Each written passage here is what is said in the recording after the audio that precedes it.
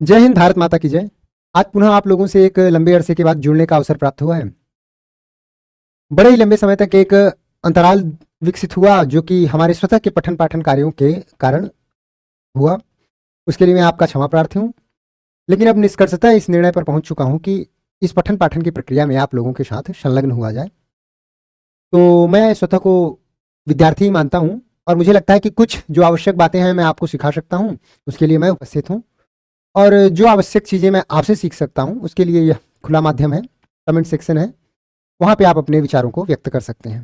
ठीक है, तो जो आज का मूल विषय है, जो मुझे लगता है आज मैं डिस्कस करने के लिए यहाँ उपस्थित हुआ हूँ, वो है भारतीय संविधान का इतिहास और किस तरीके से भारतीय संविधान के इतिहास की लेखन की प्रक्रिया प्रारंभ हुई। तो भारतीय संविधान के लेखन के इतिहास के विषय में आज हम चर्चा करेंगे। तो चलिए देखते हैं, आज प्रारंभ ही कर लेते हैं भैया।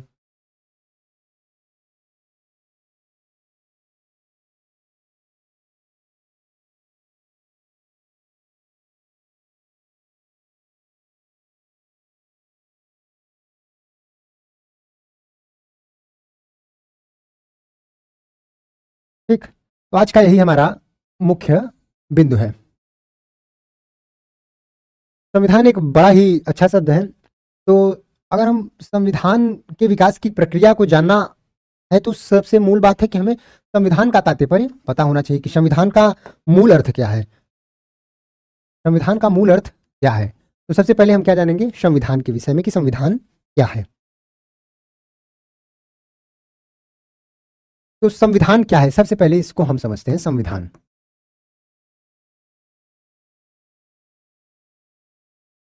संविधान जो है किसी भी देश का मूलभूत कानूनों का एक दस्तावेज है। इसे ही बोलते हैं इंग्लिश में the fundamental law of the land. तो जो संविधान है किसी भी देश का मूलभूत कानूनों का दस्तावेज है, जो उस देश के न्यायपालिका, कार्यपालिका व विधायिका के बीच शक्तियों का विभाजन, केंद्र एवं राज्य की शक्तियों का विभाजन, केंद्र सरकार एवं राज्य सरकार के मध्य संबंधों का निर्धारण इत्यादि को परिभाषित करता है। तो संविधान इसे ही बोलते हैं हम। बड़े ही सटीक और स्पष्ट शब्दों में आपने समझ लिया होगा। जैसे जो हमारा संविधान है, ये फंडामेंटल राइट जो है हमारे, इसमें मौलिक अधिकार है, वो किसको बाधित करता है? वो सरकार को बाधित करता है, रोकता है सरकार को कि सरकार ऐसी चीजें नहीं करेगा। आर्टिकल 21 कहता है कि a person can not be deprived of their life and liberty accept procedure established by law. मतलब सरकार पर ये क्या लगा रहा है? प्रतिबंध लगा रहा है, यानी कि सरकार की सीमाओं को निर्धारित कर रहा है। तो दूसरा जो महत्वपूर्ण काम है इस संविधान का, वो है सरकार को सीमित करना, सरकार की शक्तियों को निर्धारित करना, यानी कि लिमिटेड गवर्नमेंट, सीमित सरकार का प्रावधान करता है हमारा संविधान। ठीक, तो संविधान क्या है? किसी भी देश का जो मूलभूत दस्तावेज है वो हमारा संविधान है, जो कार्यपालिका, न्यायपालिका और विधायिका के मध्य शक्तियों का विभाजन, केंद्र व राज्य के मध्य संबंधों का निर्धारण करता है और यह देश के मूलभूत विचारों को भी व्यक्त करता है। ठीक, तो संविधान यही है। संविधान का आप समझ गए होंगे। अब सबसे बड़ी बात यह है कि संविधान ये है, संविधान संविधान अगर ये है तो संविधान क्या? संविधान संविधान में हम क्या तो समझ लिए कि संविधान है क्या। अब हम समझेंगे क्यों आवश्यक, क्यों है संविधान। स्वाभाविक सी बात है, किसी भी व्यक्ति के मन में ये प्रश्न उठेगा कि संविधान क्यों, क्यों सर, संविधान क्यों। संविधान क्यों से पहले एक बात और समझ लीजिए कि संविधान के प्रकार।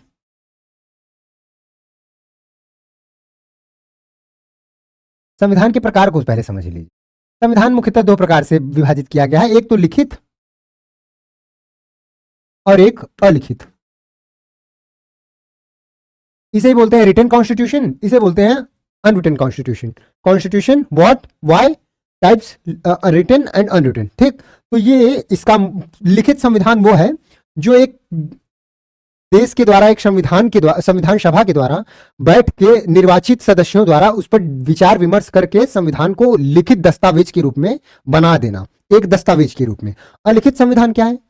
अलिखित संविधान यह है जहां पे अंडरस्टैंडिंग पर बातें चल रही हो, छोटे छोटे नियमों का पेज हो, कोई एक कोडिफाइड एक डॉक्यूमेंट ना हो जिसमें हम कह सके कि यह हमारा संविधान है। उदाहरण, ब्रिटेन, इनके पास संविधान तो है लेकिन वो एक दस्तावेज नहीं है, कोडिफाइड नहीं है एक दस्तावेज, कई पन्नों में बिखरा पड़ा हुआ है, ठीक। और लिखित संविधान में कौन? भारत, यूएसए, तो ये लिखित संविधान के अंतर्गत आते हैं। अब संविधान की आवश्यकता क्यों पड़ी? संविधान की आवश्यकता क्यों पड़ी? संविधान की आवश्यकता इस ऐसे समझिए आप कि अगर मान लीजिए हनुमान जी जब गए लंका में, और भेजा किसने? भगवान श्री राम ने। तो अगर राम भगवान एक पर्चे पर लिख के देते कि हनुमान जी ऐसा ऐसा ऐसा करके आना है, माता सीता का पता लगा के आना है, भेजा तो यही कह के गया था कि माता सीता को पता लगा के आना है, लेकिन उसके अगल बगल हनुमान जी ने क्या किया? बहुत सारे राक्षसों को मारा, अशोक वाटिका पूरी उजाड़ डाली। तो ये सब जो अगल बगल का काम किए, ये तो उन्होंने कहा नहीं था भगवान श्री राम ने कि ये भी करके आना है, लेकिन अगर भगवान श्री राम लिख के दे देते कि हनुमान जी केवल यही यही काम करके आना है, तो हनुमान जी उत्ते करके आते। जैसे यूपी के लड़के हैं, अगर लिखा है यहाँ पे ये नहीं करना है तो वहीं पे वो करेंगे, ठीक है ना। तो लिखने से क्या हुआ कि भारत के लोग, भैया आप लोग जानते हैं सिविक सेंस नाम की कोई चीज नहीं है, मतलब कि जब लिखित संविधान है तो ये हाल है, मतलब ये लिखा हुआ है, जैसे मैं लिख दूं कि ऐसा करोगे तो ऐसा दंड होगा, ठीक। तो इससे क्या होता है कि भविष्य में हम उस मुकर नहीं सकते हैं, मतलब कि जो चीजें लिख गई हैं उससे क्या होगा कि एक निश्चित और निर्णायक फैसला होगा, नहीं तो क्या होगा? व्यवहारिक होगी, परिस्थिति के अनुसार होगा।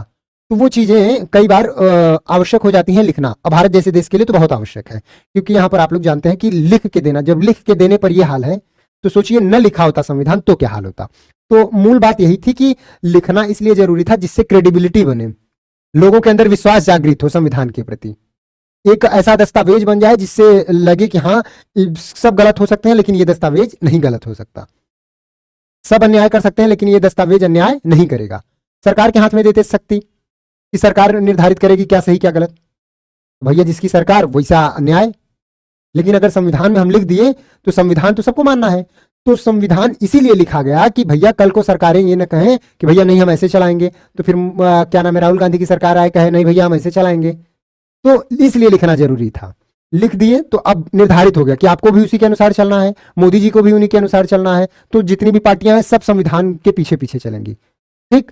तो इसलिए लिखना आवश्यक था, अगर लिखते ना तो समझ लीजिए क्या होता, ठीक। तो इसलिए हमारे लिए एक लिखित संविधान आवश्यक था। तो संविधान की आवश्यकता क्यों, ये समझ में आ गया। लिखित संविधान हमने क्यों अपनाया, ये समझ में आ गया। अलिखित क्यों नहीं अपनाया, समझ में आ गया। जानते हो यूपी के लौंडों को। आगे बढ़ो। अब देखो, संविधान होना और संविधानवाद होना दोनों अलग चीजें हैं। अब संविधानवाद क्या है सर जी? भाई संविधान जो है, क्या संविधानवाद सुनिश्चित करेगा? देखो ज्यादा बड़े बड़े शब्द नहीं है, सामान्य तरीके से समझाऊंगा और बहुत ही सहज शब्दों में समझाऊंगा, डरने की आवश्यकता नहीं है। संविधानवाद मतलब होता है रूल ऑफ लॉ, विधि का शासन। जैसे विधि का शासन ऐसे मानिए आप कि कोई भी काम इधर उधर नहीं होता है। मान लीजिए कोई सड़क है, टूट गई है, थोड़ा सा टूटी है, और आप उस सड़क के पीडब्ल्यू डिपार्टमेंट के कर्मचारी हैं, 2000 रुपए देंगे वो सड़क बन जाएगी। लेकिन आप क्या करेंगे? विधि क्या कहती है, नियम क्या कहता है कि आप 2000 रुपए के अप्रूवल के लिए एक लेटर लिखें। लेटर जाएगा कहां पे? पीडब्ल्यूडी डिपार्टमेंट में। पीडब्ल्यूडी डिपार्टमेंट मिनिस्ट्री में भेजेगा ये रोडवेज मिनिस्ट्री को, railway transport and roadways ministry को, फिर वो अप्रूव करेगी। तो ये पूरा किससे गया? ये सब विधि के अनुसार गया, प्रोसीजर एक है, ठीक। तो इसे कहते हैं विधि का शासन, न कि किसी एक व्यक्ति का शासन। तो संविधानवाद वही होता है जहां पर विधि का शासन होता है। तो संविधान होने से संविधानवाद सुनिश्चित होगा, यह भी आवश्यक नहीं है। अब इसका तात्पर्य क्या है, मैं कहना क्या चाहता हूं, जैसे अब समझिए भारत को समझो, यहां पे भारत, और इस तरफ समझ लो ब्रिटेन को।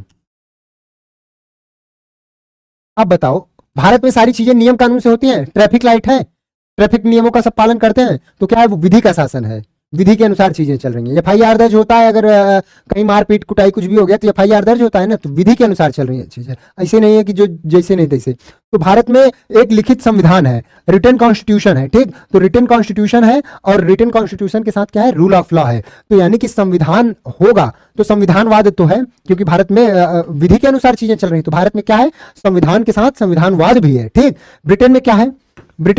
ब्रिटेन में लिखित संविधान नहीं है, मतलब रिटन कॉन्स्टिट्यूशन नहीं है। तो क्या यहां संविधानवाद नहीं है? क्या यहाँ नियम से चीजें नहीं चलती हैं? ब्रिटेन में हमसे ज्यादा अच्छे से चलते हैं, हमसे ज्यादा ट्रैफिक रूलों को का पालना करते हैं, हमसे ज्यादा सिविक सेंस है ब्रिटेन वालों के अंतर्गत। तो संविधानवाद यहाँ पे है, यानी कि रूल ऑफ लॉ यहाँ पे है। तो इससे क्या स्पष्ट होता है कि लिखित संविधान होने से यह जरूरी नहीं है कि वहां संविधानवाद हो ही या वहां संविधानवाद न हो। ब्रिटेन में लिखित संविधान नहीं है, संविधानवाद है। भारत में लिखित संविधान है और संविधानवाद भी है। अब एक और एग्जांपल समझो, north Korea, Kim Jong Un कक्का। अब बताइए, किम जोंग उन कक्का जो है हमारे, ये बताइए ये संविधान बना के बैठे हैं। आप आश्चर्य होंगे कि संविधान बना के बैठे हैं, और संविधान का नाम जानते हैं? Democratic republic of North Korea. Democratic republic of North Korea का कॉन्स्टिट्यूशन उसको बोलते हैं, democratic republic of North Korea. Democratic and then republic. वाह वाह वाह, कितना ये शब्द समझ रहे हैं? डेमोक्रेटिक मतलब जो सरकार लोगों द्वारा चुनी गई हो, रिपब्लिक यानी कि उसका बेटे का बेटा राजा नहीं बनेगा। इतने बड़े बड़े शब्द लगा के नॉर्थ कोरिया किम जोंग चचा एक संविधान भी बनाए हैं। तो क्या वहां पे रूल ऑफ लॉ है? रूल ऑफ लॉ है क्या? रूल ऑफ लॉ यही कहता है कि अगर आपके सेनाध्यक्ष को नींद आ जाए मीटिंग के समय तो उसको तोप के सामने रख के गोला मार के उड़वा दो? किसी संविधान में ऐसी चीजें लिखी होंगी? नहीं लिखी होंगी। यानी कि वहां पे लिखित संविधान भी है, लेकिन क्या नहीं है? संविधानवाद नहीं है। भारत में लिखित संविधान भी है, रिटन कॉन्स्टिट्यूशन भी है और संविधानवाद भी है। यहां पे लिखित संविधान है लेकिन संविधानवाद नहीं है। तो ये बात समझने की है कि, और ब्रिटेन में क्या है? लिखित संविधान नहीं है लेकिन संविधानवाद है। तो संविधानवाद होना, विधि का शासन होना के लिए आवश्यक नहीं है कि लिखित संविधान हो। लिखित संविधान होने पर भी संविधानवाद हो सकता है, नहीं होने पर भी संविधानवाद हो सकता है, और होने पर भी संविधानवाद नहीं हो सकता है। बहुत ही गजब का कॉन्सेप्ट है, इसको समझोगे तब। संविधानवाद को सीधा रूल ऑफ द लॉ यानी कि विधि के शासन से जोड़कर समझना है। विधि का शासन यानी कि सब नियम से चलेंगे, कुछ भी बिना नियम का नहीं होगा। अब ये बिना नियम का ही ना, ऐसी सजा कोई होती है क्या कि तोप के सामने लगवा के उड़वा दो? ऐसे किसी देश का संविधान तो अलाउ नहीं करता होगा, वो तो सूरत तानाशाह है। चलो अब आगे देखते हैं। हमें लगता है ये आपको क्लियर हो गया, संविधान, संविधानवाद, लिखित संविधानवाद और ये अलिखित संविधान, संविधान की आवश्यकता क्या, इन सब पर ही मुझे लगता है बहुत ही स्पष्टता के साथ आप क्लियर हो गए होंगे। अब समझते हैं कि अब ये मैंने इसलिए शुरुआती में समझाया कि सबसे पहले संविधान, भारत के संविधान के प्रक्रिया अगर समझना है, इतिहास की भारत का संविधान कैसे विकसित हुआ, तो कम से कम संविधान के बारे में तो पता होना चाहिए ना। तो सबसे पहले मैं समराइज करा देता हूं, संविधान क्या है। संविधान किसी भी देश का वो मूलभूत दस्तावेज है जो इससे वहां की कार्यपालिका, न्यायपालिका, विधायिका इत्यादि की शक्तियों का विभाजन व सरकारों पर नियंत्रण तथा देश की मूलभूत प्रकृति का निर्धारण करता है। ठीक, ये संविधान है। और दूसरा है क्यों आवश्यक है संविधान, तो समझ लो कि रूल ऑफ लॉ यानी कि संविधानवाद को सुनिश्चित करने के लिए, लोगों के अंदर एक विश्वास जगाने के लिए। देखो, लोगों को अगर शक्ति दे देते तो उसमें परिवर्तन का वो था, लेकिन एक पुस्तक में शक्ति है सारी, तो उसमें बदलाव का वो नहीं है। कल को मूड फिरा किम जोंग उन हो गए मोदी जी, तो फिर क्या करेंगे? इसीलिए सारी शक्ति जो सुप्रीम है भारत में, वो सुप्रीम है संविधान। न न्यायपालिका है, न कार्यपालिका है, न विधायिका है। तो हमारे यहाँ सुप्रीम कौन है? संविधान। तो supreme of law of the land है संविधान हमारा। ठीक, अब इतना समझ गए। अब चलते हैं भारत के संविधान के विकास की प्रक्रिया भारत में कैसे प्रारंभ हुई। तो इसके लिए सबसे पहले जो हम अगर भूत में जाएं, तो जो संविधान की प्रक्रिया आई कि कुछ नियम होने चाहिए, वो एथेंस और ग्रीक से, वहां से होते हैं। लेकिन जब हम आधुनिक काल की बात करते हैं, आधुनिक लोकतांत्रिक संविधान के विकास की, तो वो हमें ब्रिटेन और अमेरिका से प्राप्त होने प्रारंभ होते हैं। तो अगर हम इसको समझें तो सबसे पहला जो हम समझेंगे वो 1215 में जो मैग्ना कार्टा है ब्रिटेन में, इस ब्रिटेन के जो मैग्ना कार्टा है, इसने राजा की शक्तियों को सबसे पहले संविधान के अंतर्गत लाया गया। किसमें? 1215 में एक मैग्ना कार्टा बनाया गया जिसमें राजा की निरंकुश राजतंत्र को कुछ नियमों के अंतर्गत लाया गया। तो ये पहला प्रयास था लिखित रूप से। ठीक, अब जो अगला जो हमें प्रयास दिखता है, सशक्त प्रयास, वो दिखता है 1784 में। 1784 में जब हम ब्रिटेन, यूएसए ने अपना लिखित संविधान, सबसे पहला देश बन गया एक लिखित संविधान प्रस्तुत करने वाला। ठीक है, करेंगे तो यूएसए का संविधान तैयार होके आ गया। यूएसए ने अपना संविधान बना लिया 1784 में। सोच रहे हैं कितना पहले भारत से। भारत ने कब? 1947 में आजाद हुए, 1950 में अपना संविधान तैयार किया। तो ये देखिए, तो यहां पर अपना ये दूसरा सशक्त प्रयास था। पहला मैग्ना कार्टा 1215 में, और 1784 में यूएसए ने संविधान बना लिया। साथ ही जो तीसरा हमें दिखता है वो फ्रांस में, जो फ्रांस की क्रांति हुई,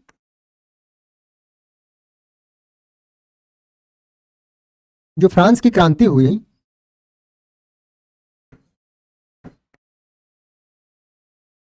जो फ्रांस की क्रांति हुई, वहां पे फ्रेटर्निटी, लिबर्टी और इक्वलिटी, यानी कि फ्रेटर्निटी भाईचारा, लिबर्टी स्वतंत्रता, इक्वलिटी समानता, इनका तत्व उभर के आया और रिवोल्यूशन हो गया पूरे फ्रांस में और इनकी स्थापना की गई इन तत्वों की। अब भारत के लोग इस समय देख रहे हैं, भारत में इस समय अंग्रेजों का तांडव मचा है, देख रहे हो ना। और ये समय है लगभग 1789 का, 1789 का समय है। इस समय ब्रिटिशर्स खूब डंडा नाच किए हुए हैं भारत में। ठीक, अब देखो चौथा नंबर, चौथा नंबर क्या होता है? जर्मनी। जर्मनी का एकीकरण होता है, जर्मनी का एकीकरण, इधर जर्मनी का एकीकरण चालू हो गया। पांचवा नंबर क्या हुआ? तो यहीं पे इमरजेंसी, हिटलर का उदय इसके पहले वाले में चालू था। पांच नंबर में क्या हुआ? 5 नंबर में ये हुआ रसिया की क्रांति हुई, बोल्शेविक दल का उदय हुआ। ठीक, और क्या हुआ? वहां पे साम्यवाद की स्थापना हुई। इसी बीच 1917 में हुई रशियन क्रांति। ठीक, रसिया की जो क्रांति थी, रसिया की क्रांति ठीक है ना, रसिया की क्रांति, यहां से सोवियत यूनियन का उदय होता है, यूएसएसआर। ठीक है ना, यूएसएसआर का डिसइंटीग्रेशन होता है यहाँ पे। ठीक, डिसइंटीग्रेट होते हैं मतलब टूटने लगता है यूएसएसआर, तो इसकी क्रांति होती है। 1911 में इधर ही चाइना की क्रांति हो गई थी, 1911 में, और एक 1949 में चाइना की क्रांति हुई थी जिसमें साम्यवाद की स्थापना की गई। ये वाली क्या नाम है, फूलों की क्रांति भी इसको शायद कहते हैं, 1911 को, इसमें फूलों की क्रांति के नाम से भी है। 1949 में साम्यवाद की स्थापना हो गई। तो अब देख रहे हो भारत के सब लोग इस पर नजर गड़ाए हुए हैं, समझ रहे हो, इस विकास प्रक्रिया पर देख रहे हैं कि भैया देश कहाँ जा रहे हैं, हम कहाँ जा रहे हैं, हमारे यहाँ डंडा नाच किए हुए हैं अंग्रेज। तो चालू होता है भारत में भी डिस्कशन। तो जो भारत में सबसे पहले दर्शन उभर के आता है कि भारत में संविधान के निर्माण का जो दर्शन है वो 1885 में, 1885 में बाल गंगाधर तिलक जी ने एक लिखा स्वराज विधेयक। स्वराज विधेयक जो उन्होंने प्रस्तुत किया, उस स्वराज विधेयक के माध्यम से ये संविधान का दर्शन भारतीयों के मन में आ गया। ठीक, ये अनौपचारिक था। औपचारिक रूप से 1934 में एम.एन. रॉय द्वारा प्रारंभ किया गया था। तो ये अनौपचारिक रूप से 1800 मतलब यहां से बीज बोना प्रारंभ हो गया संविधान का। ठीक, बाल गंगाधर तिलक ने क्या, स्वराज विधेयक, स्वराज विधेयक 1885 में। ठीक, अब इसके बाद क्या हुआ? 1885 के बाद 1922 में महात्मा गांधी निकल के आते हैं और कहते हैं भारतीयों का जो संविधान है वो भारतीयों की इच्छा के अनुसार होगा। किसमें? अपनी पुस्तक यंग इंडिया में। अपनी पुस्तक यंग इंडिया में, अपनी पुस्तक यंग इंडिया में आते हैं और कहते हैं कि जो भारतीयों का संविधान होगा वो भारतीयों की इच्छा के अनुरूप होगा। ठीक, मान लिए भैया। अब चलते हैं अगला नंबर पे। अगला नंबर पे जो है गठन होता है 1927 में साइमन कमीशन का। साइमन कमीशन का 1927 में जो है, साइमन कमीशन का, इस समय देखो खूब मांग चल रही है भारत में, मतलब जो कांग्रेस की मीटिंग्स हैं वो हो रही हैं, तो जो कांग्रेस की सभाएं हैं और वो लगातार डोमिनियन स्टेटस, पूर्ण स्वराज, इन सब चीजों की मांग प्रारंभ हो गई है। ठीक है ना, 1927 में साइमन कमीशन का गठन होता है। सर साइमन इसके अध्यक्ष होते हैं, सर साइमन इसके अध्यक्ष होते हैं और 1930 में इसने अपना रिपोर्ट दे दिया। इस आयोग ने 7 सदस्य इसमें थे, सर साइमन इसके अध्यक्ष थे। हेड कौन था इसका? साइमन खुद थे। ठीक, साइमन इसके हेड थे और जो 7 सदस्य थे सभी विदेशी थे, सभी विदेशी थे बाबू, एक तरफ से सब विदेशी थे। भैया ये बताओ, आयोग बनाए हो हमारे लिए, हमारी स्थिति की गणना करने के लिए, और डाल दिए हो एक तरफ से सारे विदेशी, एक कोठ इसमें भारतीय नहीं थे। अब भारतीय में थे नहीं, भारत में इसका विरोध हो गया। इसने 1930 में अपनी रिपोर्ट दे डाली। इसने रिपोर्ट में क्या कहा? द्वैध शासन को समाप्त किया जाए, द्वैध शासन का इसने विरोध किया। द्वैध शासन को खत्म करने की बात कही। सांप्रदायिक जो इलेक्शन होता था, वो निर्वाचन होता था, उसको इसने कंटिन्यू करने की बात कर दी। यानी कि जो सांप्रदायिक निर्वाचन का कॉन्सेप्ट था उसको इसने कंटिन्यू करने, और विरोध हो गया। भाई तुम सांप्रदायिक रूप से विभाजन कराना चाह रहे हो बाहर, तो वो सांप्रदायिक जो था निर्वाचन, सांप्रदायिक निर्वाचन को इन्होंने बढ़ावा दे दिया और गुस्सा भड़क गया। साइमन गो बैक का नारा लग गया, Simon go back, Simon go back, Simon go back, Simon कक्का बाहर। ठीक, अब साइमन कक्का बाहर होने से पहले जब यहां पे जब साइमन का विरोध होने लगा तो बर्किनहेड जो सेक्रेटरी ऑफ इंडिया थे उस समय, बर्किनहेड